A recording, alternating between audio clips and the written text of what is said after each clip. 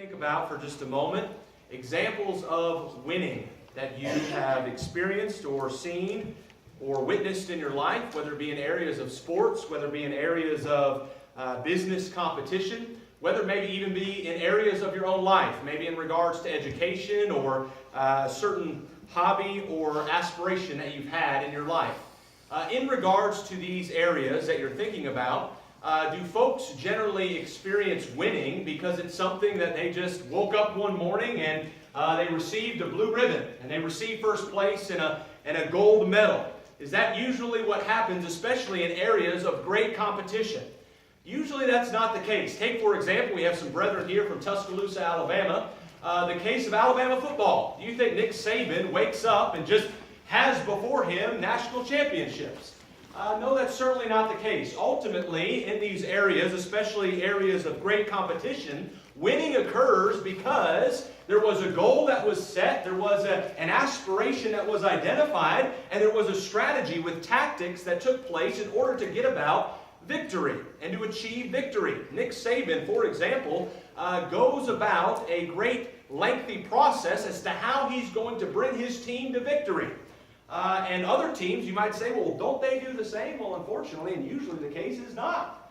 They might just say, well, we're happy with at least top 10 or top 5, or if we can at least get to this area, and usually they're not generally very diligent or as diligent as others, such as maybe an Alabama football team, and I know we're in Georgia, to seek about victory. Well, what about the topic of Christianity? What about the topic of salvation? Well, in regards to salvation, we understand that it's very, very competitive. Not competitive in regards to merit, in regards to competition in this life, but it's competitive in regards to how hard and difficult it is to have salvation. Matthew chapter 7, verses 13 to 14 makes that crystal clear for us. The way to life is going to be difficult. The way to life is going to be narrow. Likewise, we are also told very, very plainly in 1 Peter chapter 5 and verse 8 that Satan walketh about like a roaring lion seeking whom he may devour. Certainly, we have a great amount of resistance going against us in regards to what would keep us from heaven. Jesus makes it plain it's going to be difficult, it's going to be hard, and God makes it plain that we have an enemy who is constantly seeking to tear us down and distract us from seeking that victory and that goal. And so this morning, what we want to challenge ourselves, both as a congregation and as individuals, to consider is what are we determined to seek after in this life? Are we determined to seek after heaven? And if that answer is yes, then there's going to be several categories that we're acknowledging and that we're recognizing we need to strive after as we seek for heaven. Number one, are we determined to sacrifice? Are we determined to sacrifice? You know, we talk a lot about sacrifice in our studies together. And we understand throughout Scripture that we are commanded to be a sacrifice. Romans chapter 12, verses 1 and 2, Paul writes to the Romans there, by inspiration, I beseech you therefore, brethren, by the mercies of God, that you present your bodies a living sacrifice, wholly acceptable unto God, which is your reasonable service. And be not conformed to this world, but be ye transformed by the renewing of your mind, that ye may prove what is that good and acceptable and perfect will of God. Yes, sacrifice is certainly an aspect of our efforts to be faithful Christians, faithful children of God, striving for heaven. But the question that we have to ask ourselves is, are we determined to be sacrificial? You know, sacrificing isn't something that happens just on accident. Just like winning national championships and coming in first place in certain categories in life and achieving degrees and accolades in our life doesn't just happen by accident. We don't just open our mailbox one day and receive in there a degree. We don't just open our mailbox one day and receive in there a ribbon for first place in a race or some other kind of event. It's something that we have to determine to do regarding these physical areas of life. Well, what about spiritually speaking? Is sacrificing something that just comes by accident? Well, if I'm showing up on Sundays and Wednesdays and if I've made the decision to be baptized, well, I guess I'll sacrifice along the way. Or is sacrificing something that we need to be determining to do? Paul tells us right here by inspiration that we are to be determined to be a living sacrifice to God. we're to strive to present our bodies as such. And let's look at an example of our Lord as He determined to sacrifice. You know, He gave the greatest sacrifice of all, and He didn't just do it by accident. We understand that He was praying in the garden. He understood what it was He was supposed to do, but He desired that somehow it might be removed from Him, or there might be some other way. But ultimately, even before He got to the garden, He had determined and made up His mind that He was going to do whatever it was that His Father commanded Him to do to bring about the gospel, to bring about its fruition, His death, burial, and resurrection. Look with me in Luke chapter 9. Luke chapter 9, we read some words here of Luke as he records of Jesus by inspiration as to what it is that Jesus was determining to do. We learn there, it came to pass when the time was come, verse 51 of Luke chapter 9, that He should be received up. He steadfastly set His face to go to Jerusalem. You know, this is the very opposite of Jonah, for example. Jonah was given a command to preach to those at Nineveh, and Jonah fled, went in the opposite direction to Tarshish. Here, Jesus understands what it is that He is commanded and required to do by His Father, knowing that He is going to be received up. He didn't look the other way. He didn't try to run in the opposite direction. He determined to set His face on toward Jerusalem. And so we see there in verse 53, and they did not receive Him because His face was as though He would go to Jerusalem. Jesus was making decisions. Jesus was making tactical choices at this point in time, knowing the sacrifice that He was going to have to give, so that He could go to Jerusalem. And we go on to see His words in Luke chapter 18, where He describes to His disciples what it is that He's going to have to endure. Verse 31 of Luke 18, He speaks and says, "Behold, we go up to Jerusalem, and all things that are written by the prophets concerning the Son of Man shall be accomplished. For He shall be delivered unto the Gentiles, and shall be mocked, and spitefully entreated, and spitted on. And they shall scourge Him, and put Him to death, and the third day He shall rise again." Jesus knew what it was that He was going to have to do, and He was determined to do. So how then can we determine to be a sacrifice for God? Well, number one, we can determine to be sacrifices for God by giving up ourselves, giving up our lives. Jesus describes for us that we have to give up our life in Luke chapter 9, just as He gave up His life in verse 23, a passage we study often together. "If any man will come after me, let him deny himself and take up his cross daily and follow me." How did Jesus do that? He literally gave up His own life. Look with me in Romans chapter 5 and verse 8 as Paul's describing and expounding upon the sacrifice of Christ. In verse 7, Paul writes here in Romans chapter 5, "For scarcely for a righteous man will one die, yet peradventure for a good man some would even dare to die." Verse 8, "But God commended His love toward us, in that while we were yet sinners, Christ died for us." Christ gave up His physical, literal life for us, and commands us in being sacrifices for Him that we likewise are to take up our cross and follow after Him. Now, we may not come across situations where we have to actually and literally give up our physical lives in order to be faithful to the Lord. Especially in this country. Chances are very low that we're going to face physical persecution and the fear of our physical existence because of our faithfulness to God. But what are some ways that we would have to give up our life? Well, maybe we have to give up our life in that we have to give up our comforts. Sure seems like a much easier area and category to give up as compared to our actual physical existence of life. But you know, that's very hard for us to do, giving up our comforts. That is assembling and fellowshipping with the brethren. Being amongst our brethren who maybe sometimes we struggle and painfully endure and bear in regards to one another. That's just the reality. It can be difficult at times to interact and be amongst one another.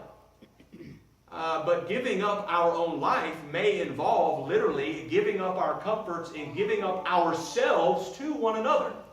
And not only us as brethren and as the congregation here in Cumming, but also to our neighbors, to our colleagues, to our friends, to our co-workers. We may have to give up ourselves in that we give up our time. We give up maybe what it is we're used to doing, our routine. We give up maybe restaurants we enjoy going to because maybe we don't like McDonald's very much, but these folks over here, they enjoy McDonald's. Well, maybe in an effort to reach them and encourage them and teach them the gospel, maybe we need to give that up. That's not so difficult to ask for. It might seem a little absurd, but the reality is, folks, we sometimes get set in our ways. And the idea that somehow we have to deviate from what it is we're used to doing, that path that we're used to treading on, sometimes is just unthinkable. It's unheard of. Paul explains to the Thessalonica brethren in 1 Thessalonians chapter 2. In verse 8 he says, "So being affectionately desirous of you, we were willing to have imparted unto you not the gospel of God only, but also our own souls, because ye were dear unto us." Let me ask you a question. Do you view your brethren as those who are dear unto you? Now, you can't make the claim that Paul wasn't struggling with these brethren here and that they caused him a great deal of frustration and that Paul had it easy breezy with this congregation, because that's not the case. As a matter of fact, we learn in the second epistle in chapter 3 that these brethren, verses 6 through 15, weren't even willing to work. Here Paul was preaching the gospel, had every right to be provided for, but in the process of doing so was likewise working and laboring. And yet he sees brethren here, even here in this congregation, who are busybodies, who are causing trouble and stirring up issues in the congregation because they're unwilling to work. They're not putting their hand to the plow, metaphorically speaking, in earning a living for themselves. Did Paul say, well, my love for you is conditional. The care that I have for you is conditional, and because you're not faithful to God in this area, I'm just not even going to love you and care about you and strive to give you myself? No, he didn't say that at all. And folks, the reality is sometimes that's how we see it. You know, it's real easy to give to others of our own selves when we feel like we're going to get something in return. When we feel like the benefit is mutual. I'm going to give you myself, and in return I'm going to get something that I would appreciate out of it. Meaning you're going to respond and reciprocate my giving for giving as well. And so it's a mutual benefit. But the reality is, that's number one, not how the Lord has treated us. If we were going to be given by the Lord that which was reciprocal, that which was ultimately earned and deserved, folks, we wouldn't have life. We wouldn't have breath. Romans chapter 6 and verse 23. But we do. And so therefore, that ought to provoke us, that ought to encourage us to be considerate of one another in the same light. That, you know what, even though I know you're not going to return anything worthwhile unto me in my efforts to give of myself to you, I need to be like Jesus. And I need to determine to sacrifice my life for you, ultimately for the Lord. Are we determining to be a sacrifice? Point number 2. Are we determined to serve? Are we determined to serve? We look in the stages throughout the people of the Old Testament, the people of God in the Old Testament, and clearly we understand that they had many ups and downs together. But in one of their efforts and in one of their leaders' discourses, charging them to be faithful, we see a clear statement regarding determination by Joshua in Joshua chapter 24.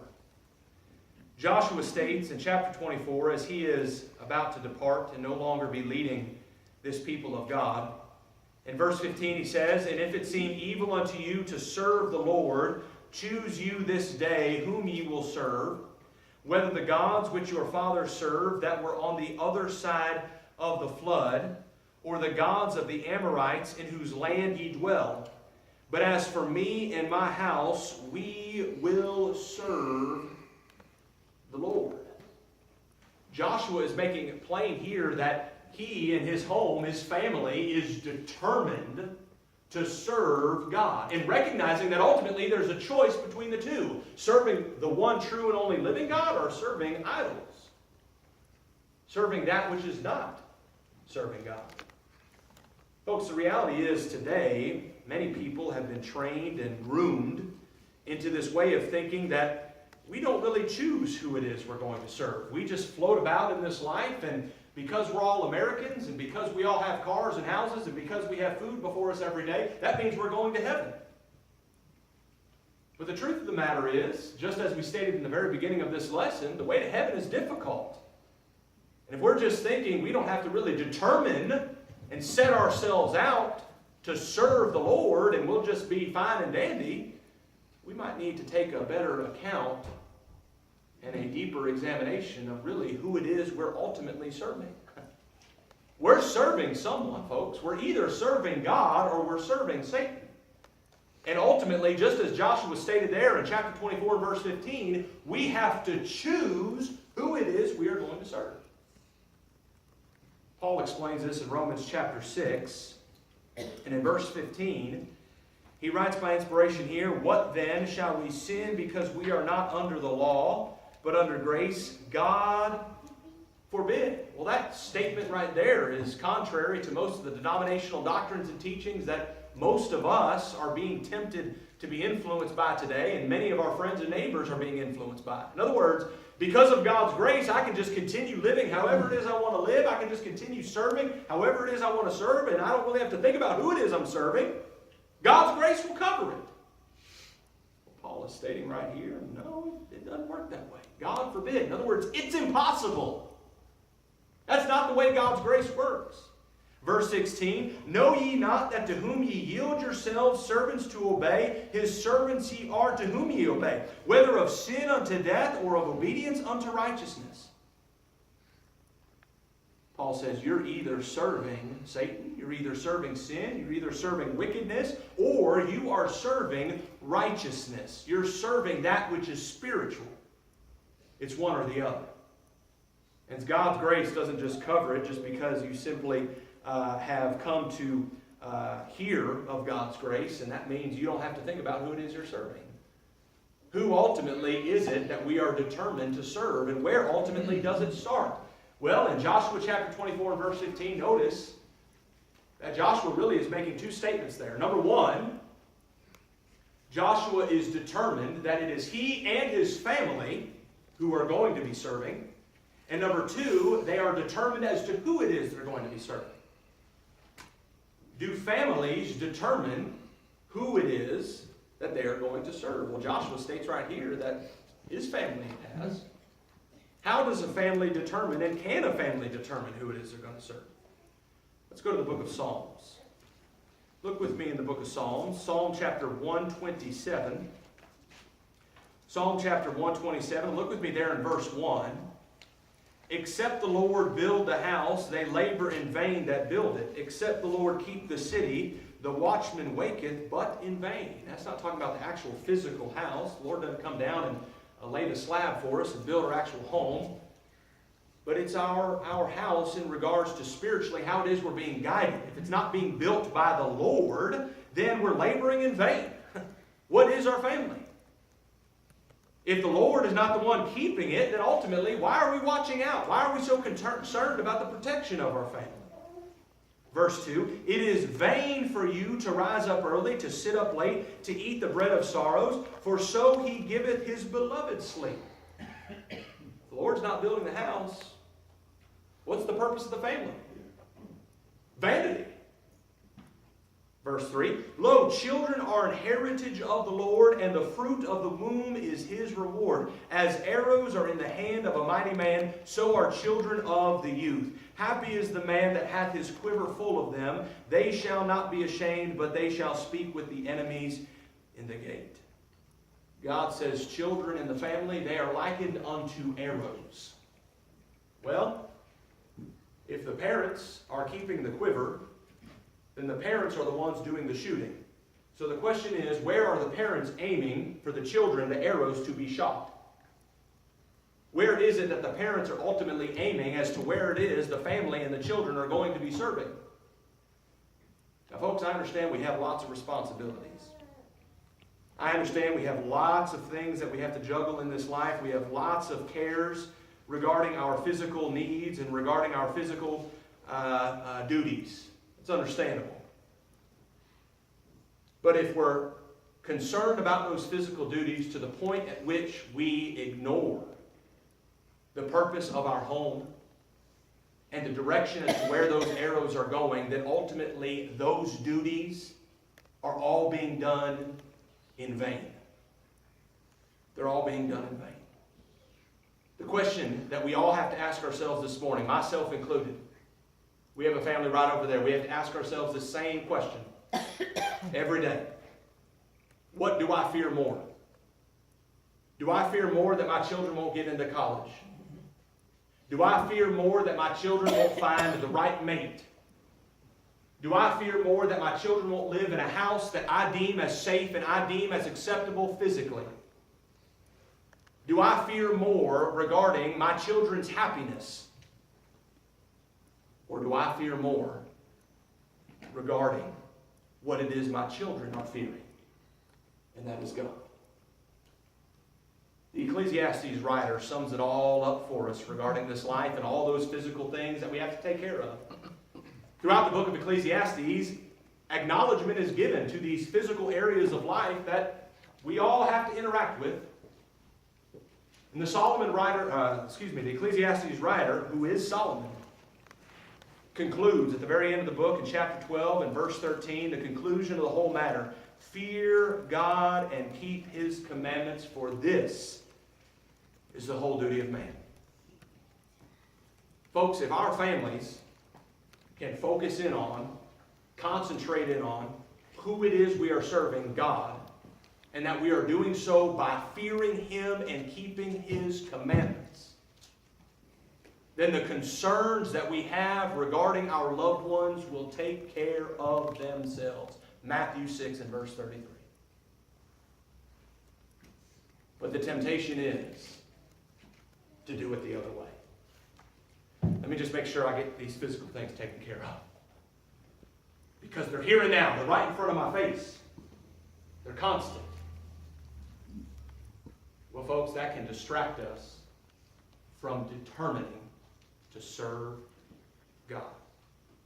Are we determining to sacrifice? Are we determining to serve? And finally, are we determining to school? Notice what Paul writes to the Corinthian brethren in 1 Corinthians chapter 2. The word determined is actually used here in this verse. Fits nicely here with this sermon. Look, 1 Corinthians chapter 2 and verse 2. For I determined not to know anything among you save Jesus Christ and Him crucified. I determined not to know anything among you save Jesus Christ and Him crucified. What are the many things that we can determine that others know about us? You've maybe met folks before who you can tell by the way they talk to you and interact with you, they are determined to make sure that you know the job that they have. They want to make sure you know the prominence that they hold in the community, the prestige that they have earned. They bring it up often, they make it clear, and they are just set and determined that those around them know this. Maybe you've met folks before who are determined to make sure you know and understand who it is their family are, or what kind of car they drive, or what kind of house they have, or how big their house is, etc., so on and so forth. Their children, their grandchildren, the list goes on and on. I think we've all come across situations where we've met folks like this who have an agenda to prove something about themselves. They want to prove to others that they are fill in the blank. question we have to ask ourselves this morning and on a continual basis is, what is our agenda? What is it that we are trying to school other people in? What is it we are trying to make sure that when people walk away from interacting with us, they know? Paul said he was determined that these brethren in Corinth would not know anything among him except Jesus Christ and Him crucified. How can we apply this? Well, let's go to Philippians chapter 2.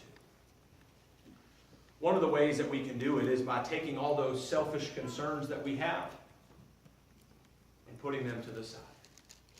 I'm not concerned about my image and how other people think about me. I'm not concerned with trying to make a name for myself and trying to prop myself up and trying to this and trying to that.